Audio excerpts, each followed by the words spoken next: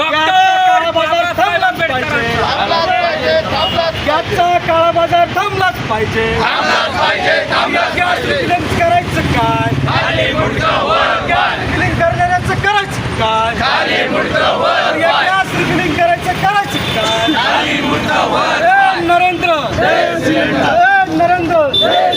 भाजप सरकार मुर्दाबाद. भाजप सरकार मुर्दाबाद. केंद्र सरकार मुर्दाबाद. केंद्र सरकार मुर्दाबाद. 21 दिवसाचा सिलेंडर मिळालंच पाहिजे. 21 दिवसाचा सिलेंडर मिळालंच पाहिजे. मिळत कसं नाही?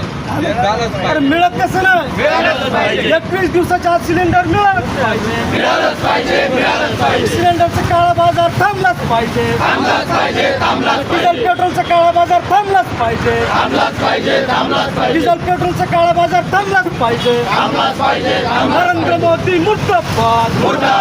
नरेंद्र मोदी मुर्दाबाद. भाजप सरकार मुर्दाबाद. देवेंद्र फडणवीस मुर्दाबाद. देवेंद्र फडणवीस मुर्दाबाद. राज्य सरकार मुर्दाबाद.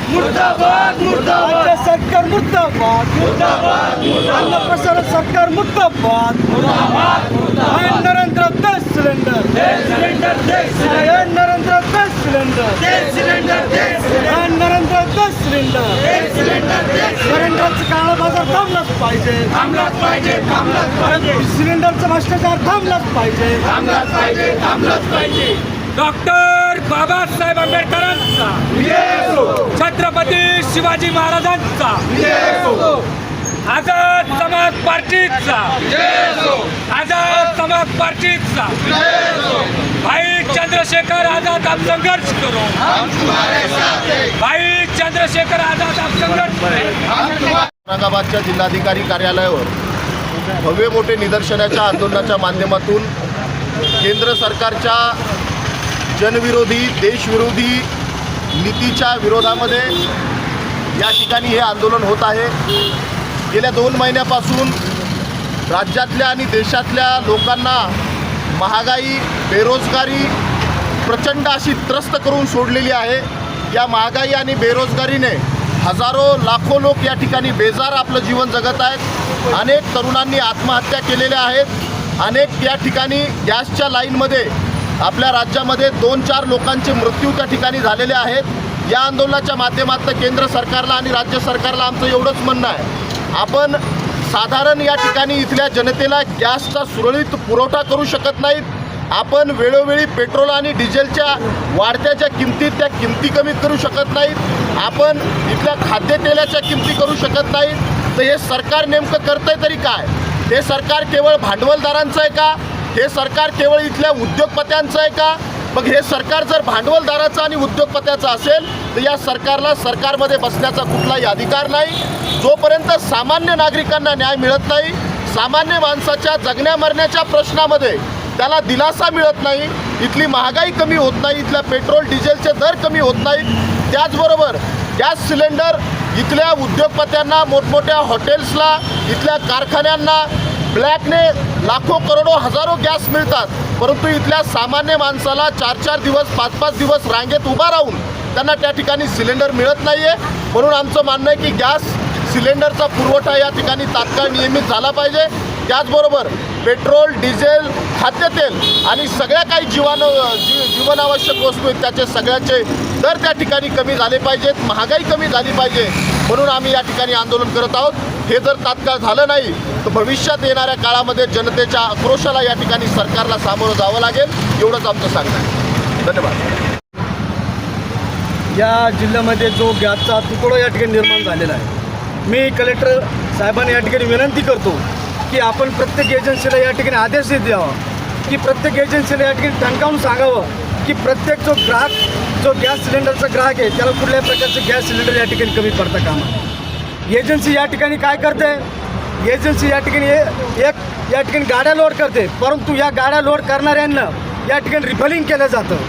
ज्या ठिकाणी लाईनीत उभा तासोन तास दिवस रात्र काही लोक रात्रीसुद्धा त्या ठिकाणी लाईन लावून उभा असतात, पण त्या उन्हामध्ये त्या ठिकाणी लोक लाईन लावून उभा असतात, परंतु जो लाईन लावतो त्याला सिलेंडर भेटत नाही आहे. पाठीमागल्या दारानं जो जातो त्याला सिलेंडर त्या ठिकाणी भेटतं आणि या ठिकाणी सिलेंडरचा खूप मोठा काळा बाजार या ठिकाणी केला जातो.